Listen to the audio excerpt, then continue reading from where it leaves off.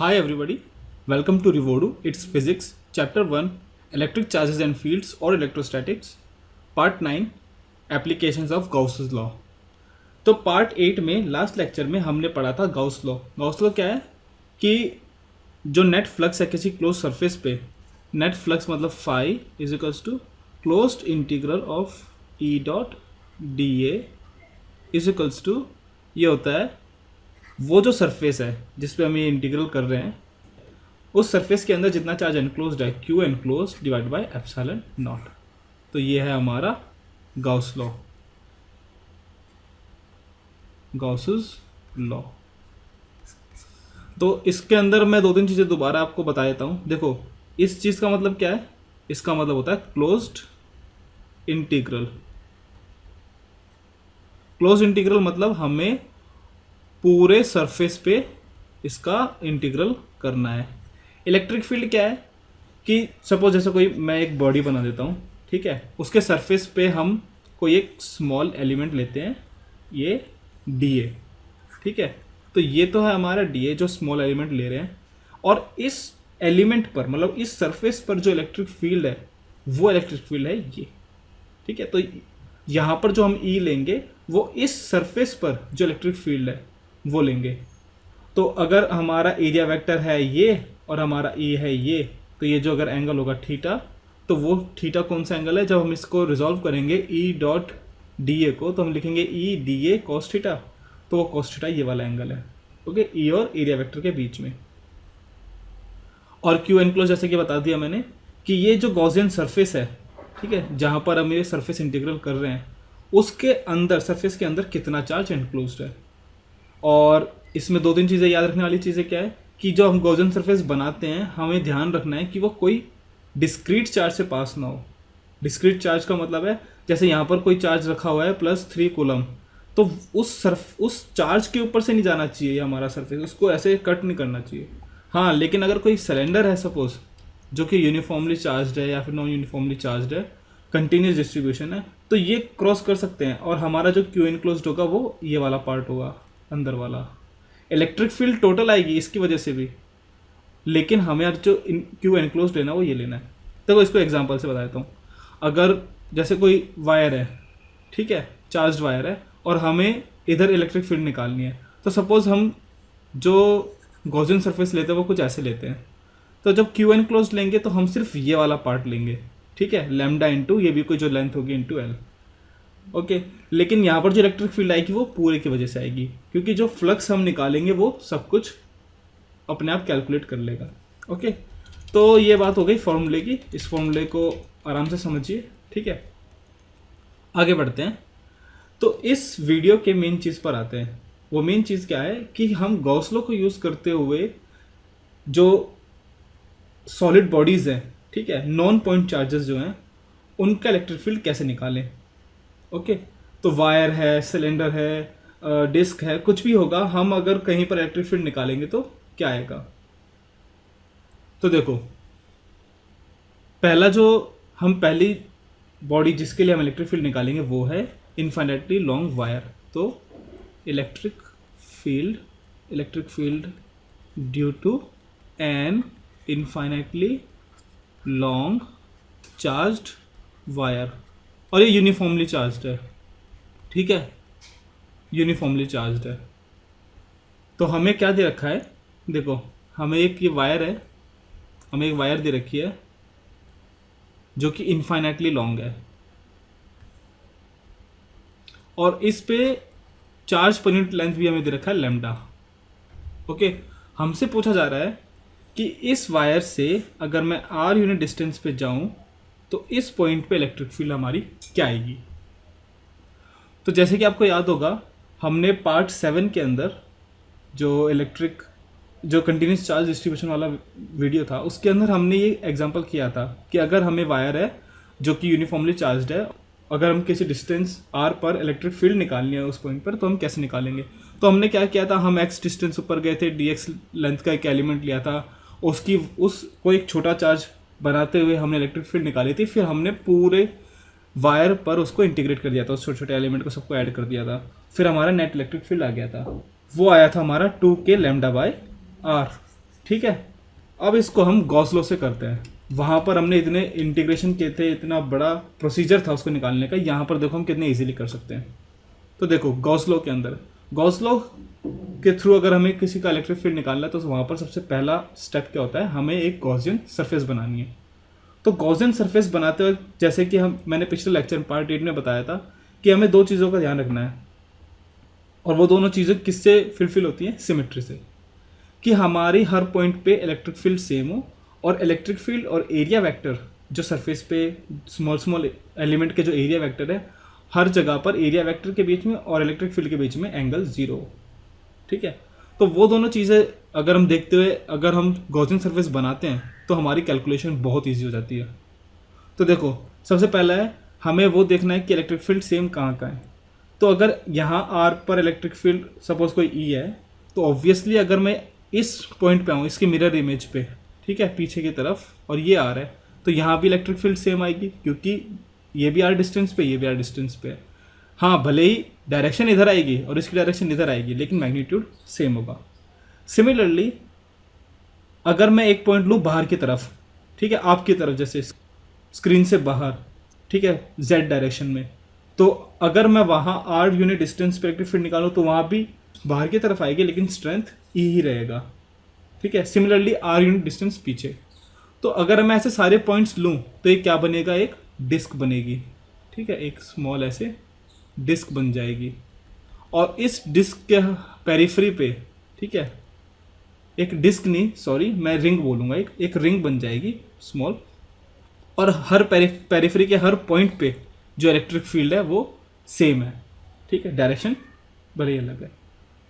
तो एक चीज़ तो हो गई कि हमें भाई इस शेप के अंदर हमारा गॉसियन सरफेस होना चाहिए कि इक्वी डिस्टेंस हो वायर से, तो वायर से इक्वी डिस्टेंस हो। अब हमें सरफेस बनानी है, ना कि एक सिर्फ रिंग बनानी है। तो सरफेस हमारी क्या रहेगी, अगर मैं ऐसे बहुत सारे रिंग्स ले लूँ, ठीक है, एक रिंग इधर बन गया ऊपर थोड़ा, एक थोड़ा नीचे बन गया, ऐसे मैं बहुत सारे रिंग्स ले लूँ तो ये क्या बन जाएगा, एक सिलेंडर। ठीक है, तो सपोज एक ये सिलेंडर बन गया। तो इसको अगर मैं ऐसे जॉइन कर दूँ ये सिलेंडर को, तो देखिए ये सिलेंडर बन गया।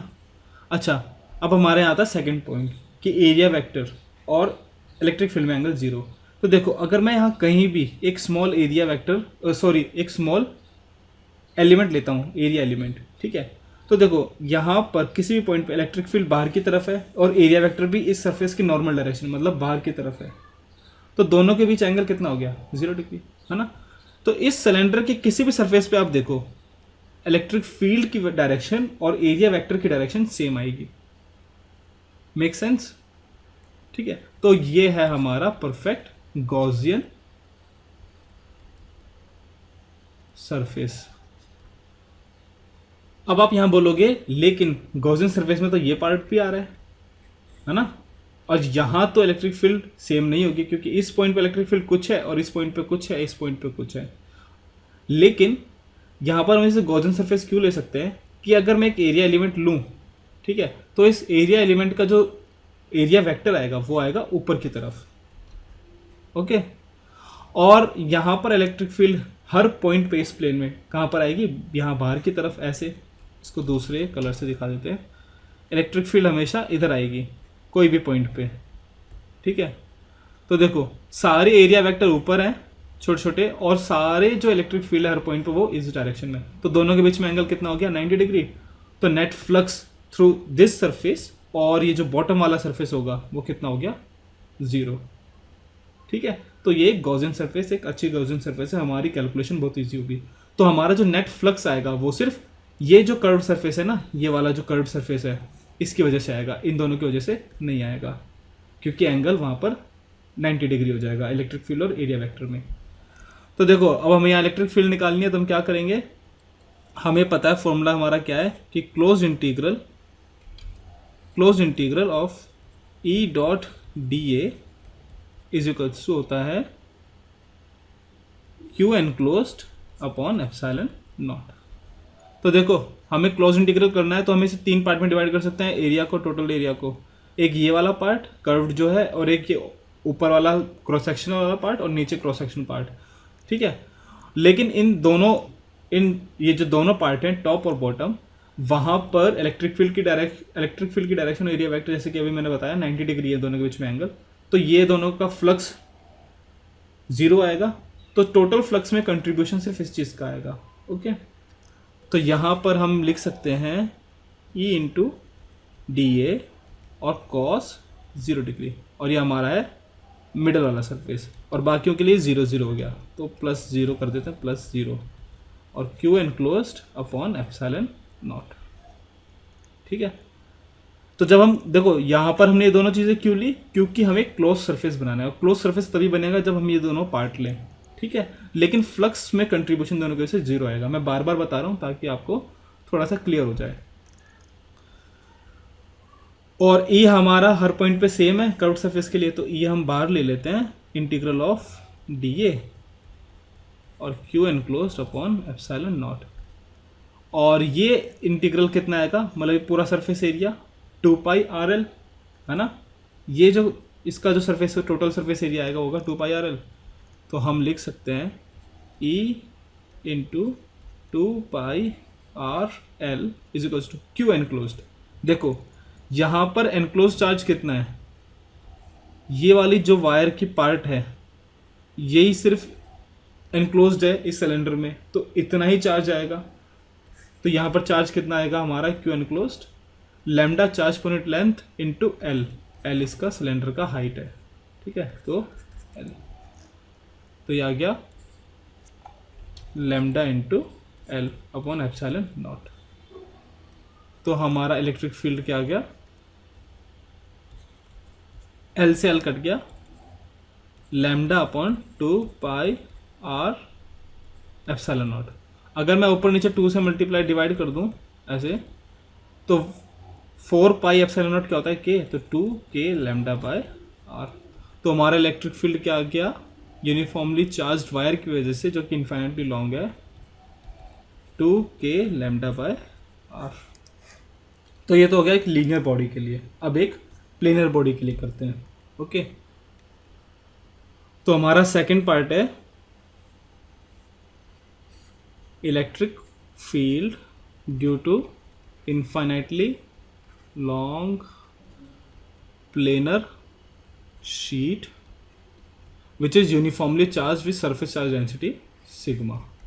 ठीक है, तो हमारे पास एक बहुत बड़ी ये शीट है कोई, ठीक है, जो कि बहुत बड़ी है, ऊपर भी इन्फिनिटी, यहाँ नीचे भी इन्फिनिटी, और यहाँ भी इन्फिनिटली, और वहाँ भी इन्फिनिटली, बहुत बड़ी है। ठीक है, तो हमें इसकी वजह से किसी पॉइंट यहाँ कोई x है जो कि शीट के सरफेस से x डिस्टेंस पे है, वहाँ पर इलेक्ट्रिक फील्ड निकालनी है। तो यहाँ पर पहले देखो, इसको हम सॉल्व करेंगे गॉस लॉ से। तो गॉस लॉ के लिए पहले हमें गॉसियन सरफेस लेनी है। तो हम यहाँ पर देखो गॉसियन सरफेस क्या लेंगे, अगर मैं एक यहाँ ऐसा पैरेललोपाइपेट बना दूँ तो देखो ये यहाँ पर इस शीट को कितना काट रही है, इतना। तो अगर इस चीज़ का area, cross sectional area A है, तो ये भी कितना हो गया A, और इसका एरिया भी कितना हो गया A। तो देखो ये गॉसियन सरफेस हमारा सही क्यों है। देखो हमारी जो शीट है इन्फाइनाइटली शीट, वो इस तरीके से है, ठीक है, ऐसे इन्फाइनाइट है। तो इसकी वजह से इलेक्ट्रिक फील्ड, तो देखो इलेक्ट्रिक फील्ड की डायरेक्शन हर पॉइंट पे ऐसे रहेगी, है ना, और इधर ऐसे रहेगी इलेक्ट्रिक फील्ड की डायरेक्शन सरफेस पे, और यही चीज़ बीच में भी है। ठीक है, हर जगह, मतलब हमें तो सरफेस के भी देखना है। तो ये वाली जो सामने वाली सरफेस है, यहाँ पर भी इलेक्ट्रिक फील्ड ऐसे है, और इधर भी ऐसे है बाहर की तरफ। ठीक है, तो यहाँ ये जो पीछे की सरफेस है उधर भी ऐसे बाहर की तरफ। तो देखो अगर हम ये सरफेस इसके पीछे वाली और बॉटम वाली है, अगर हम हर सरफेस पे अगर स्मॉल एलिमेंट लें एरिया के, तो ये जो एरिया वेक्टर आएगा ये बाहर की तरफ आएगा, है ना। तो इस पूरी सरफेस पे एरिया वेक्टर बाहर की तरफ है, और इलेक्ट्रिक फील्ड इस डायरेक्शन में, या तो राइट या लेफ्ट। तो यहाँ पर इलेक्ट्रिक फील्ड की डायरेक्शन और एरिया वेक्टर की डायरेक्शन में एंगल कितना है, 90 डिग्री। तो थीटा यहाँ है 90 डिग्री। सिमिलरली यहाँ पर अगर मैं एक स्मॉल एरिया एलिमेंट लेता हूँ, ये इसका एरिया वेक्टर आएगा ऊपर, इलेक्ट्रिक फील्ड है इधर, तो दोनों के बीच में एंगल कितना हो गया 90, तो ये थीटा हो गया 90 डिग्री। सिमिलरली जो इसके पीछे वाली सरफेस है उस पर भी ऐसा ही और नीचे भी। तो ये जो सरफेसेस है ना हमारी टॉप, बॉटम, लेफ्ट और फ्रंट और बैक, इन चारों सरफेसेस पे जो फ्लक्स है वो है 0। ठीक है, तो अगर मैं टोटल फ्लक्स निकालूं तो देखो, अगर मैं ये वाली सरफेस को 1 बोल देता हूँ, जो क्रॉस सेक्शनल एरिया ये जो ये वाला है, ठीक है, ये है 1 और ये है 2, तो 5 1 और 5 2 तो कुछ आएगा, लेकिन ये जो सब है ना, मतलब 5 3 + 5 4 + 5 5 + 5 6, तो ये चारों जो सरफेस हैं इनमें इलेक्ट्रिक फ्लक्स जो है वो है 0। ठीक है, तो चारों का 0, तो हमारा नेट फ्लक्स जो आएगा वो बस इन दोनों सरफेसेस की वजह से आएगा। तो पहले तो हम निकालते हैं फ्लक्स। ठीक है, हमारा नेट फ्लक्स इन दोनों की वजह से आएगा, और यहाँ पर दोनों के बीच में एंगल कितना है, इस सरफेस पे थीटा है 0 डिग्री और यहाँ पर भी है थीटा 0 डिग्री। ये थीटा कौन सा है, इलेक्ट्रिक फील्ड की डायरेक्शन में और एरिया वेक्टर की डायरेक्शन में जो एंगल हुआ है थीटा, तो यहाँ पर भी 0 डिग्री और वहाँ पर भी 0। तो देखो हमारा नेट फ्लक्स जिसे हम फाई बोलेंगे वो है closed integral of E dot d ए। ठीक है, और ये बराबर है हमारा Q enclosed upon epsilon naught. तो जैसे कि हमने यहाँ देखा कि ये चार सरफेसेस की वजह से फ्लक्स 0 आएगा, तो हमारा फ्लक्स सिर्फ 5 1 और 5 2 आएगा। अच्छा, एक और चीज़, यहाँ पर क्योंकि ये इन्फाइनेटली लॉन्ग है तो हर पॉइंट पे इधर इस सरफेस पे इलेक्ट्रिक फील्ड क्या है, सेम है ना, मेक सेंस। तो यहाँ पर पूरी इलेक्ट्रिक फील्ड सेम आएगी क्योंकि ये इन्फाइनेटली लॉन्ग है। तो हम ई बाहर ले लेते हैं और एरिया का इंटीग्रेट कर देते हैं, तो ये दोनों एरिया, अगर मैं इसे बोलूँ ये है ए और ये भी है ए, तो ये जो सरफेस आएगा मतलब जहाँ पर हमारी शीट को कट करा ये भी ए है। ठीक है, तो देखो ई डॉट टोटल एरिया हमारा कितना आएगा, ए प्लस ए, जहाँ जो हमें फ्लक्स में कंट्रीब्यूशन दे रहा है, और क्यू एनक्लोज कितना आएगा, क्यू एनक्लोज इस पार्ट की वजह से आएगा, और अगर ये सिग्मा है तो हमारा चार्ज कितना आ गया, सिग्मा इंटू ए अपॉन एप्सिलॉन नॉट। तो ये आ गया हमारा ई, तो हमारा ई इलेक्ट्रिक फील्ड कितना आ गया, सिग्मा अपॉन 2 एप्सिलॉन नॉट। तो देखो यहाँ पर एक चीज़ क्या नोट करने वाली है कि ये इलेक्ट्रिक फील्ड एक कांस्टेंट है ना, जो सरफेस चार्ज डेंसिटी है डिवाइड बाय 2 एप्सिलॉन नॉट। मतलब ये डिस्टेंस पे इस पे डिपेंड नहीं करती हम कितना दूर निकाल रहे हैं, ये जैसे एक्स थी। ठीक है, तो ये चीज़ डिपेंड ही नहीं करती कि डिस्टेंस क्या है, ये एक कांस्टेंट है, तो इनडिपेंडेंट ऑफ डिस्टेंस।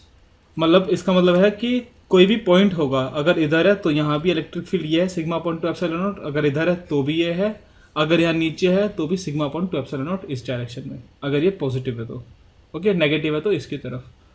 तो ये इनफाइनाइट प्लेन शीट के लिए इलेक्ट्रिक फील्ड ये हो गया। ओके, अब हम थर्ड चीज़ के लिए निकालते हैं। हमें दे रखा है थर्ड पार्ट,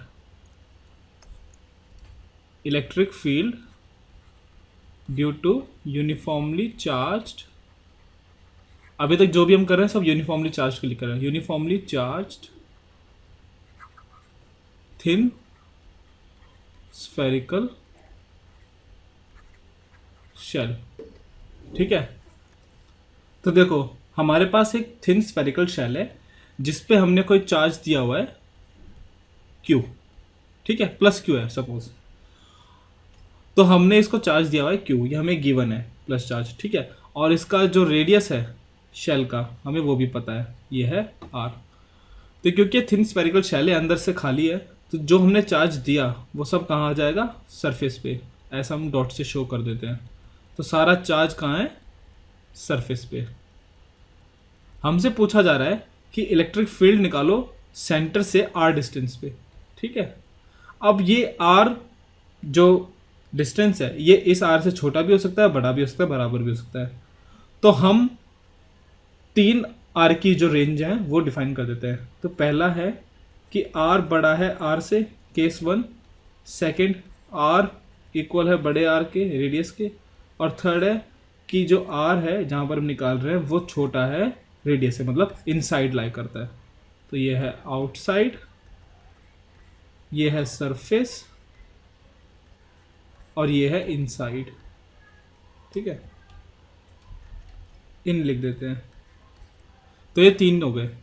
तो हम पहला जो केस लेते हैं वो है कि अगर ये पॉइंट लाई करता है जहाँ पर इलेक्ट्रिक फील्ड निकाल रहे हैं, अगर ये बाहर आउटसाइड लाई करता है तो ठीक है। तो सपोज, तो हमारा केस 1 क्या है? तो हमारा केस 1 क्या है कि जो हमारा पॉइंट लाई करता है जहाँ पर इलेक्ट्रिक फील्ड निकाल रहा है, अगर वो आउटसाइड द बॉडी है, मतलब r is greater than radius, बड़ा R। ओके, तो देखो हमारी जो बॉडी है, जो चार्ज बॉडी है, वो है ये। तो देखो केस 1 ये है, ठीक है। अब देखो अगर ये R लाई करता है इधर, ठीक है, और ये है हमारा बड़ा R, तो ये देखो इस पॉइंट पे जो इलेक्ट्रिक फील्ड आएगी इधर भी वही आएगी अगर ये R है तो, है ना, बिकॉज ऑफ सिमेट्री। यहाँ पर भी सेम, अगर ये इक्वी डिस्टेंस है R, तो इस पॉइंट से इक्वी डिस्टेंट जो पॉइंट्स है सारे, ठीक है, तो वहाँ पर इलेक्ट्रिक फील्ड सेम आएगी। तो हमारी सिमेट्रिक बॉडी कौन सी रहेगी? अगर हम इस जो शेल है इसको एक बड़े शेल से एनक्लोज कर दें, तो जो हमारा बड़ा शेल होगा वो हमारा गॉसियन सरफेस हो गया। तो ये है हमारा गॉसियन सरफेस, है ना। इलेक्ट्रिक फील्ड हर पॉइंट पे सेम है। और अब देखो इसको थोड़े अच्छे तरीके से बनाते हैं। तो देखो ये हमारा गॉसियन सरफेस बन गया कि ये एक और शेल है r रेडियस का, स्मॉल r रेडियस का। तो देखो हर पॉइंट के ऊपर, यहाँ पर हर पॉइंट के ऊपर मैं कहीं भी एक स्मॉल एरिया एलिमेंट लूँ, ठीक है, अगर मैं कोई भी एक स्मॉल एरिया एलिमेंट लूँ तो एरिया वेक्टर आएगा हमारा इधर, और इलेक्ट्रिक फील्ड भी हमारी सेंटर से आएगी, मतलब नॉर्मल डायरेक्शन में। तो हमारा एंगल कितना हो गया दोनों के बीच में? 0 डिग्री। तो थीटा हमारा आ रहा है 0 डिग्री। कोई भी पॉइंट पे देखें आप, इधर देखें एरिया वेक्टर इस डायरेक्शन में, नॉर्मल डायरेक्शन में, और इलेक्ट्रिक फील्ड भी नॉर्मल डायरेक्शन में आएगी, मतलब इस डायरेक्शन में। तो एंगल कितना आ गया? 0 डिग्री। तो देखो यहाँ पर हमारी दोनों चीज़ें कवर हो गई। हमें गॉसियन सरफेस बनाते वक्त 2 चीज़ें याद रखनी, जैसे कि आपको पता है कि एक तो इलेक्ट्रिक फील्ड सेम हो पॉइंट पर, और सेकंड इलेक्ट्रिक फील्ड और एरिया वेक्टर में एंगल 0 डिग्री हो। तो हमारा एक गॉसियन सरफेस सही सरफेस बन गया। ओके, देखो मैथमेटिकली तो आप कुछ भी सरफेस ले सकते हैं, ठीक है। मैं ये भी एक गॉसियन सरफेस ले सकता हूँ, ओके, आपका आंसर आ जाएगा। लेकिन इस पॉइंट पे ई डॉट डी ए का जो इंटीग्रल है ना, वो आपको पूरा इंटीग्रेशन करना पड़ेगा। तो हम ऐसा सिमेट्रिक गॉसियन सरफेस क्यों लेते हैं? ताकि हमारी कैलकुलेशन इजी हो जाए, ठीक है। तो देखो सपोज यहाँ पर इलेक्ट्रिक फील्ड आती है ई वेक्टर, ठीक है, तो closed integral E dot d A is equals to Q enclosed. अब इस सरफेस के अंदर तो पूरा चार्ज आ गया, तो मतलब जो हमने प्लस क्यू दिया था वो आ गया, divide by epsilon not. Dot product हटाने के लिए हम क्या करेंगे? E D A cos theta, theta कितना है? 0 डिग्री, तो कॉस 0 हो गया 1, और ई हमारा कांस्टेंट है तो ई बाहर ले लिए, और डी ए का पूरा सरफेस इंटीग्रल मतलब इसका सरफेस एरिया, तो सरफेस एरिया कितना आ गया हमारा? 4 पाई आर स्क्वायर, स्फीयर के लिए सरफेस एरिया होता है, is equals to Q upon epsilon naught. इसको नीचे ले जाओ तो हमारी इलेक्ट्रिक फील्ड क्या आ गई? Q upon 4 pi epsilon naught r square, ठीक है। ये क्या होता है? 1/4 पाई एप्सिलॉन नॉट के होता है। तो ई अगर मैं वेक्टर फॉर्म में लिखूं तो ये हो गया हमारा K Q r square into r unit vector. तो ये आ गया हमारा electric field due to thin spherical shell. Okay, बहुत ही इजी था, ठीक है। गॉसियन सरफेस अगर आपने बना दिया और ये चीज़ सॉल्व इजीली हो गई, अगर एंगल 0 डिग्री है और ई कांस्टेंट है तो ई बाहर आ गया, डॉट प्रोडक्ट सॉल्व हो गया, ठीक है। तो हमारा आंसर सिर्फ एक लाइन का हो जाता है, फिर 2 लाइन का। ओके, अब हमारा इसके अंदर सेकंड केस क्या था? हमारा सेकंड केस था कि अगर r बराबर हो बड़े R, तो हमारा ये वाला फॉर्मूला हम डायरेक्ट लगा सकते हैं। देखो क्यों? इस केस के अंदर हमारी ये सरफेस, अगर मैं इसको छोटा करते रहूँ, गॉसियन सरफेस को छोटा करते रहूँ, मतलब ये जो स्फीयर है इसकी रेडियस कम करते रहूँ, अगर वो इसी के बराबर आ जाए तो अभी भी हमारा क्यू एनक्लोज्ड कितना आएगा, प्लस क्यू। अगर मैं हमारा गॉसियन सरफेस ये लेता एकदम एकदम चिपका हुआ इसके हमारे शेल के, ठीक है, तो अभी भी क्यू एनक्लोज्ड हमारा कितना आता, क्यू। ओके, और सरफेस एरिया हमारा 4 पाई आर स्क्वायर।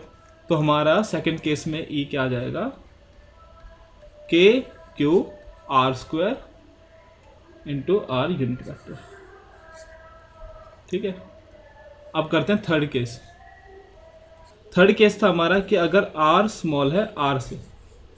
ओके, तो देखो अगर केस होता है ये वाला, ये तो हमारा स्फेरिकल शेल जिस पे चार्ज दिया हुआ है हमें प्लस क्यू, और अगर हमारा आर अंदर लाई करता है तो ये तो है हमारा आर, और हमें इलेक्ट्रिक फील्ड निकालनी है कोई आर पे जो अंदर लाई करता है। तो देखो अगर हम गॉसियन सरफेस यही बनाएंगे सिमेट्रिक, ठीक है, मतलब एक शेल बनाएंगे।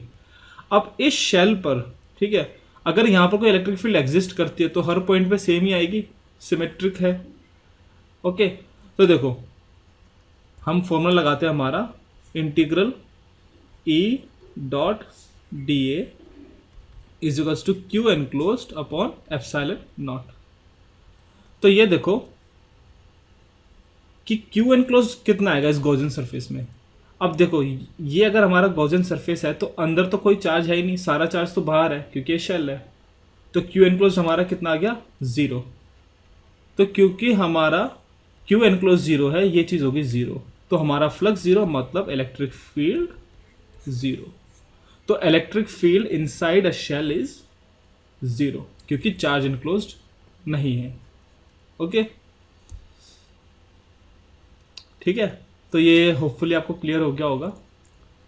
सो गाइस, गॉस लॉ में इतना ही है, ठीक है। होपफुली आपको ये तीनों जो हमने एग्जांपल किए गॉस लॉ को यूज़ करके इलेक्ट्रिक फील्ड निकालना, आपको तीनों समझ में आए होंगे, ठीक है। एक बार आपने सही से गॉसियन सरफेस बना दिया तो फिर बहुत ही ईजी काम रह जाता है, ठीक है। तो आप अगर आपको समझ में नहीं आया तो आप दोबारा देखें। बस 2 चीज़ें याद रखें गॉसियन सरफेस बनाते वक्त, 2 नहीं 3 एक्चुअली, कि कोई डिस्क्रीट चार्ज से पास नहीं हो रही है, ठीक है, और जहाँ पर इलेक्ट्रिक फील्ड सरफेस पे हमारे गॉसियन सरफेस पे सेम आए, और जो ई डॉट डी ए मतलब डॉट प्रोडक्ट हम निकालते हैं तो जो कॉस कंपोनेंट आएगा कॉस थीटा, तो जो थीटा है वो 0 डिग्री होना चाहिए। मतलब क्या है कि एरिया वेक्टर और इलेक्ट्रिक फील्ड वेक्टर में एंगल 0 रहे, ठीक है। तो इस तरीके से आपको गॉसियन सरफेस लेनी है। Okay, so thanks for watching, please come back for more videos and please like share and subscribe. Thank you.